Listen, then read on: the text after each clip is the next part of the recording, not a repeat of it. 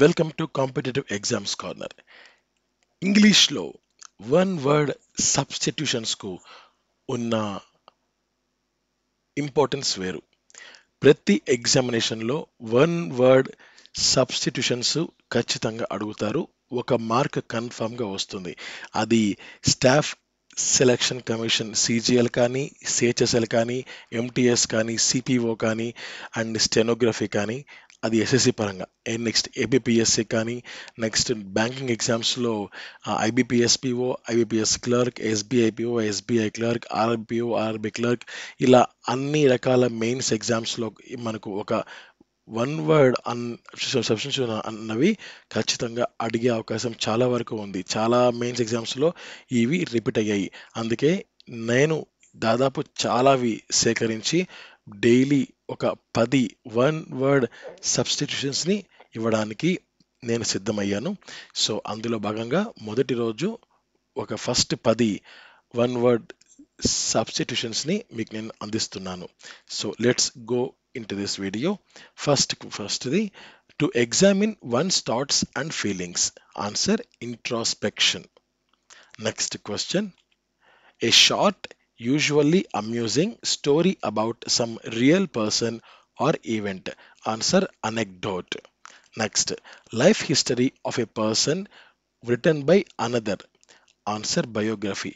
అంటే ఒకరి జీవిత చరిత్ర ఇంకొకరు రాస్తే అది బయోగ్రఫీ, ఎవరి చరిత్ర వాళ్ళే రాసుకుంటే అది autobiography. Next: custom of having many wives. Answer: polygamy. A person who does not believe any religion is a pagan. ఇక్కడ ఒకటి అబ్జర్వ్ చేయండి. ప్యాగన్ అంటే వాళ్ళు ఏ రిలీజియన్ని వాళ్ళు ఇష్టపడరు. సో మేము వాళ్ళు ఒక సపరేట్ రిలీజియన్ని మేము ఫాలో అవుతున్నామనే ఆలోచనలో ఉంటారు. అథీస్ట్ అంటే ఏంటంటే దేవుడు లేడు అనే ఒక ఆలోచనతో ఉన్న వాళ్ళు అథీస్ట్. రిలీజియన్ పరంగా ఉన్న వ్యక్తులని ప్యాగన్ అంటారు. సో గాడ్ అంటే అథీస్ట్, రిలీజియన్ అంటే ప్యాగన్. ఇది ఒక స్మాల్ మైన్యూట్ డిఫరెన్స్ ఇది. Sixth question: bringing about gentle and painless death from incurable disease. ఒక వ్యాధి వచ్చినప్పుడు ఆ వ్యాధికి నయం కాదు అని మనకు తెలిసినప్పుడు, సో అంటే ఎటువంటి పెయిన్ లేకుండా స్మూత్గా చనిపోయే దాన్ని ఏమంటారు అంటే యూథనాసియా అని పిలుస్తాం అన్నమాట. ఓకే. నెక్స్ట్ సెవెంత్ది: a man of lax moral. Answer: licentious. Eighth question: a small enclosure for cattle, sheep, poultry etcetera. Answer: pen. Ninth question: to cause troops etcetera to spread out in readiness for battle. యుద్ధానికి సిద్ధంగా ఉండడం, దాన్ని ఏమంటారంటే deploy. అంటే ఆ యొక్క ఆ యుద్ధానికి సంబంధించిన మంది అక్కడున్న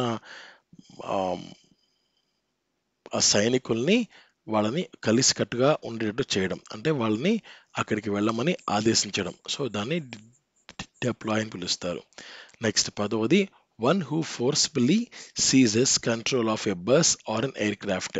సరే, ఏదైనా సరే ఒక వాహనాన్ని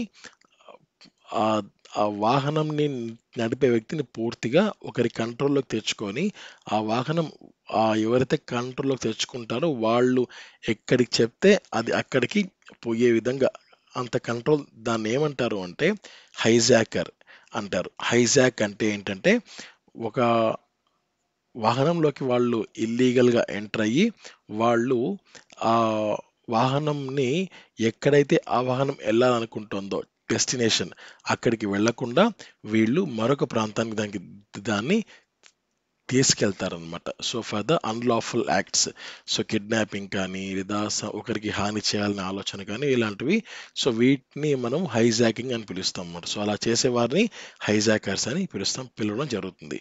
సో ఇవి నేను మీకు అందిస్తున్న one word substitutions on first day. Thank you. జై హింద్.